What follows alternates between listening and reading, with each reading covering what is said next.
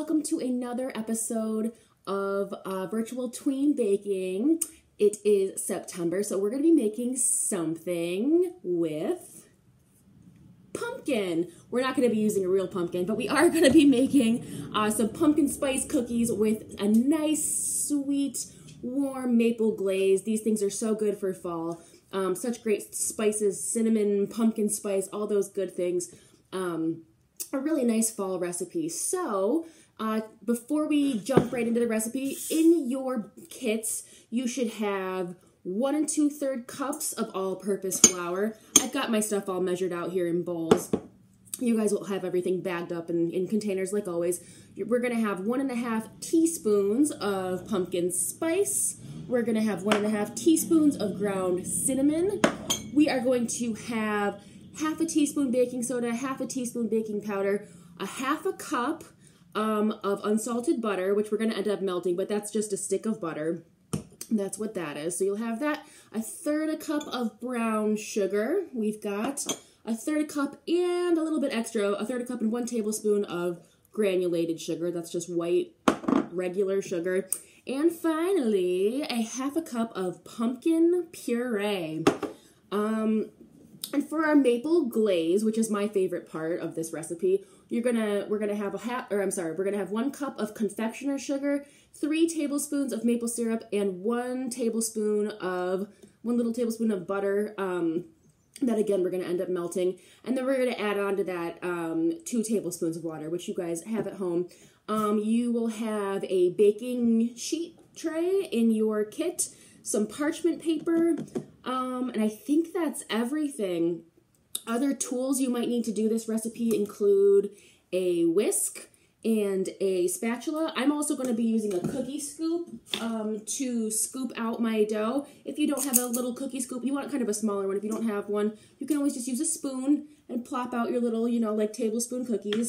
But I think we should jump right into it and jump into our pumpkin spice cookies. So I am in the process of preheating my oven to 350.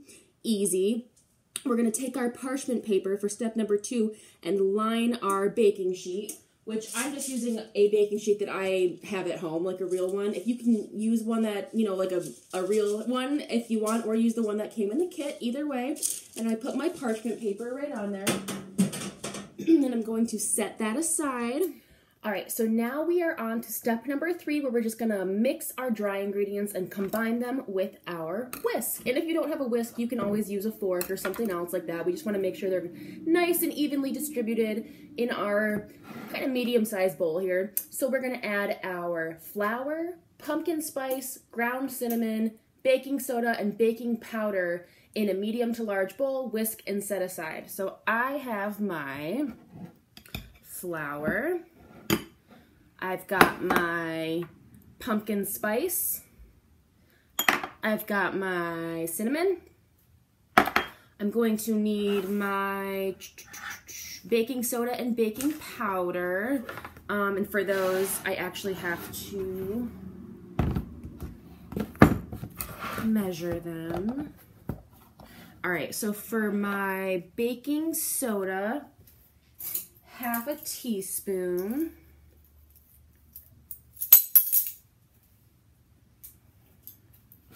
Baking soda, 1/2 teaspoon in there, and baking powder, and the oven's preheated, and baking powder also 1/2 teaspoon. Plop that in the bowl, put those aside. All right, so now I've got all my dry ingredients in here, and I'm just gonna give this kind of a light whisk so they're all mixed in there evenly. That way in our batter, we're less likely to have like a big clump of, flour or baking soda or something like that. My dog's sticking his little snoot up right there. He's like, what are we making today? Pumpkin cookies. All right, so I'm mixing that, and I got everything pretty nice and evenly mixed in there. So next we are going to move on to, we're just going to put that aside actually. And for step number 4, we're going to use a larger bowl. And we are going to melt our stick of butter. And then we're gonna add the brown sugar and the white granulated sugar and then the pumpkin puree. So I'm going to melt my butter and put it in this big bowl, and I will be back. All right, so butter is melted in my bowl here. Next to my larger bowl, I'm going to add my brown sugar, which was right here. I'm just gonna dump that right in. Careful not to plop it in so all the butter splashes out. So we're just gently adding the brown sugar. We're gonna add our granulated sugar, this white sugar here. Pour that right in. We're going to mix these with a whisk and form a nice kind of a thicker mixture here like this. It's just our sugars and our butter. And we'll give that a nice mix. And then from here, we're going to add our pumpkin puree. And we're gonna stir that in. This recipe is pretty easy. It's pretty much just adding dry ingredients in one, wet ingredients in the other, and then combining them. So we've got a 1/2 cup of pumpkin puree right here. I'm going to gently put that in the bowl. And I'm just going to, I'm not using a whisk for this part. I mean, you probably could, but I'm just using my spatula and making sure this forms a nice, even colored, wet mixture here. All right. Scraping the bowl as I go along, and I'm getting kind of this like wetter, orangey pumpkin colored mixture. And again, you don't want any big clumps of anything in there, so make sure everything's pretty smooth and even. All right, very good. We don't need to over mix that at all. So I think once it's all kind of a smooth, even color, there's no clumps, we're good to go. All right, so next we're going to add our flour mixture, that one that we made with all the dry ingredients and we put aside. We're gonna add that in little batches, and we're gonna mix it starting with a whisk. And then when it becomes too thick, we can start using our spatula. So I'm gonna add about like 1/3 of that. And I'll just start whisking it. And already it's thickening up quite a bit here, as you can see. And you can see around like my edges there, some of it kind of caked onto the side. So I just wanna like scrape that all off. It's very important. Get everything in the bowl incorporated in there so there's no big chunks of anything. And this is definitely thickening up here now. And I'm actually going to tap all of the excess off of my whisk, and then I'm going to pour in about another 1/3 of my dry ingredients, and I'm going to use my spatula here to kind of fold everything together. Again, scraping the sides of the bowl as needed.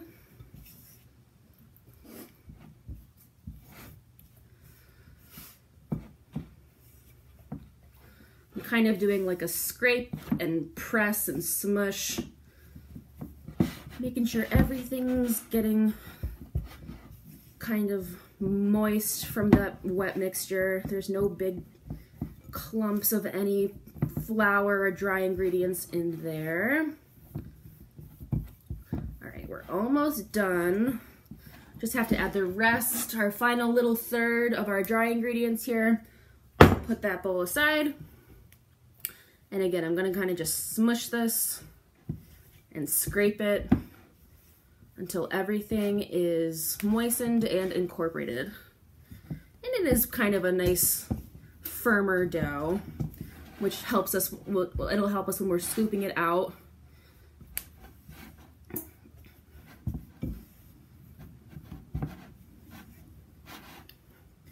Make sure we're scraping as we go. Getting everything incorporated in there. This is what mine's looking like now. It's becoming kind of a thicker dough. I'm almost there.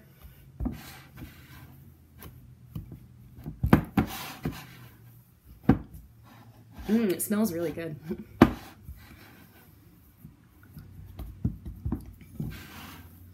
All right. Easy enough. So now I've just got this bowl of this pumpkin dough that I'm going to end up scooping out. So I will grab my scoop and my sheet tray with my parchment on it, and I will scoop these out. All right, I've got my tray, I've got my cookie scoop. I'm going to scoop out some scoops of this dough. This is what we're looking for. I'd say that's about a tablespoon. I'm gonna space them maybe about an inch in between each one.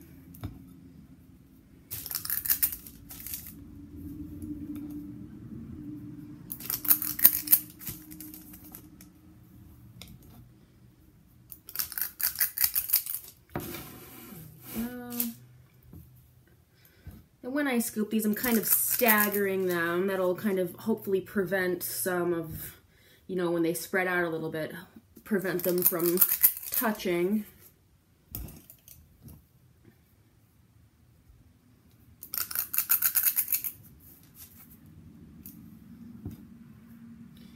Yum, it smells like pumpkin.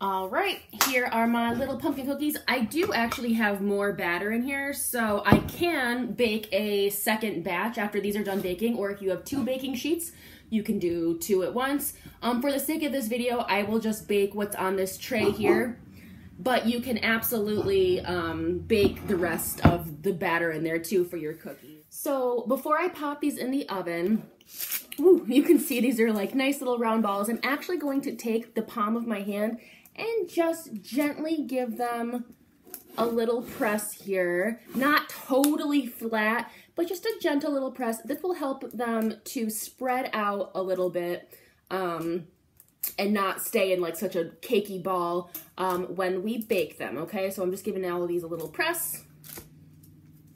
This is what we're left with, and now we are going to pop these in the oven. It says 7.5 minutes, so I'll probably start with like 7 minutes, check it at that point, see if I need to go longer, and then I will pull these out. While these are baking, I will be back to show you guys how to make our delicious maple glaze, so stay tuned. All right, you guys, pumpkin cookies are in the oven. So while we've got a few minutes, I'm going to whip up this maple glaze. It's very simple. I've got my 1 cup of confectioner's sugar in my little bowl here. And to that, we are going to add a tablespoon of melted butter, our 3 tablespoons of maple syrup, and then about 2 tablespoons of water. So I've got this. I'm going to add my butter. I'm gonna melt this and I'll dump it in. I'll be right back. Okay, melted butter, 1 tablespoon of melted butter. Check. We are going to add our maple syrup. This is about 3 tablespoons of maple syrup. Dump that right in there. Okay. I'm actually going to give this a mix now at this point with a fork, or you can use like a small whisk. It's still going to be very, it's not going to be like straight liquidy right away. And we don't want this to be very runny. We want it to be a thicker glaze. And I'll show you what I mean. So right now I'm kind of smashing everything in here, trying to get the maple syrup and the butter as incorporated as possible. It's going to be kind of difficult at this point until we add some water to thin it out a little bit. But we are going for a thicker maple glaze here that'll kind of gently pour over our cookies. Okay. Keeping an eye on that timer. My cookies have 3 minutes left. So you can see this is kind of forming almost like a dough looking thing right now, but once we add the water in here, it should thin out a little bit. All right.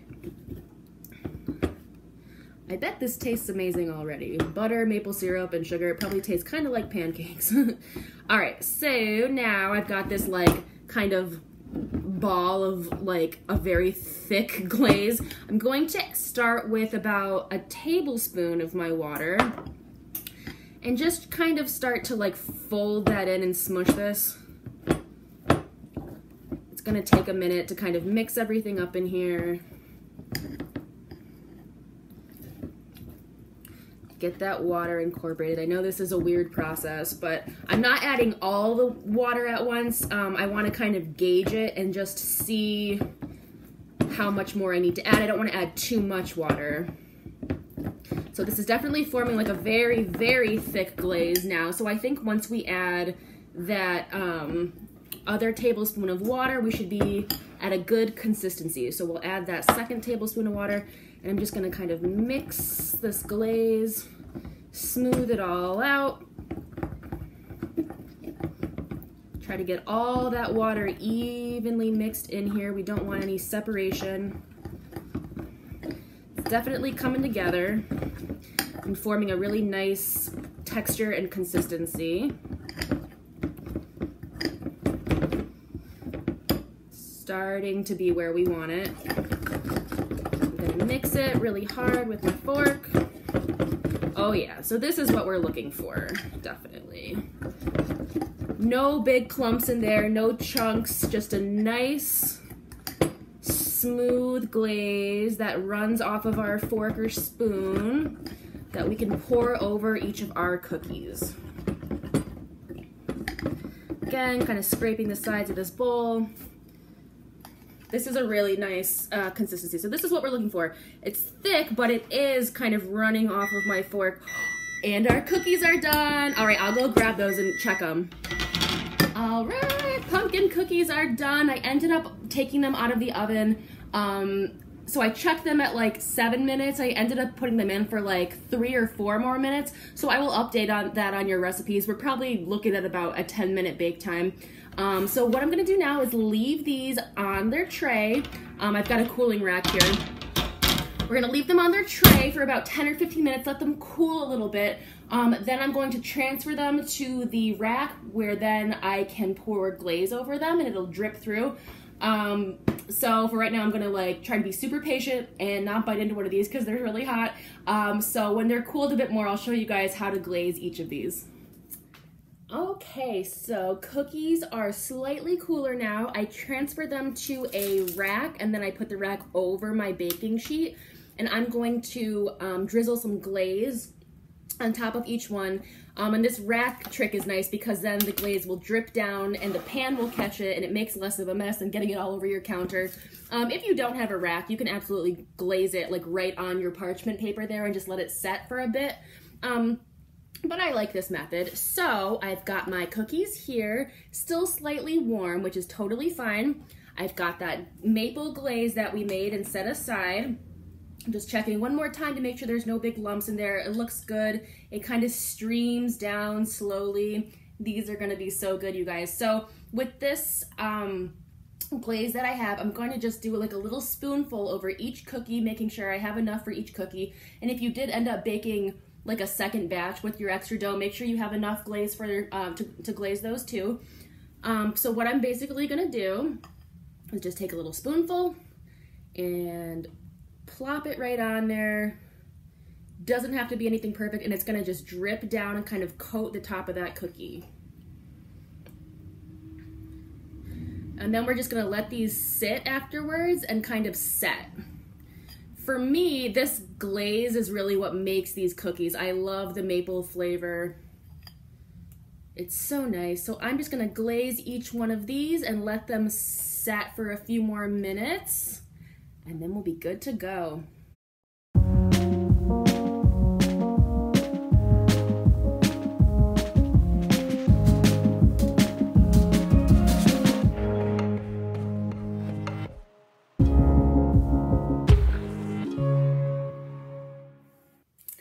Well, you guys, I hope you enjoy this recipe.